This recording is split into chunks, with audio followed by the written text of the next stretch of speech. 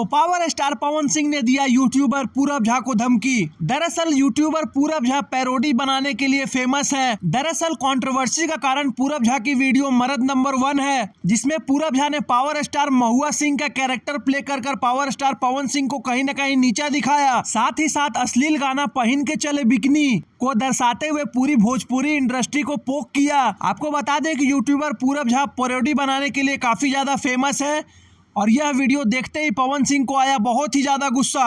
पवन सिंह की टीम ने दी पूरब झा को चेतावनी। दोस्तों, आपको बताते चले कि पूरब झा की इस वीडियो में पहन के चले बिकनी ने पूरे सोशल मीडिया पे धमाल मचा दिया है। हालांकि अगर यह वीडियो आप पूरी तरह से देखें तो इसमें साफ मैसेज आता है कि पूरब झा ने भोजपुरी इंडस्ट्री के डार्क साइड को दिखाने की कोशिश की है। उम्मीद है कि पावर स्टार पवन सिंह इस वीडियो से कुछ सीख लेकर भोजपुरी को और आगे ले जाने की कोशिश करेंगे और अश्लीलता और फुहड़ता से भरे गानों से दूर होंगे। कहीं न कहीं यह वीडियो भोजपुरी इंडस्ट्री पर करारा तमाचा है। ऐसे ही चटपटी खबरों के लिए भोजपुरिया भास्कर को सब्सक्राइब करें।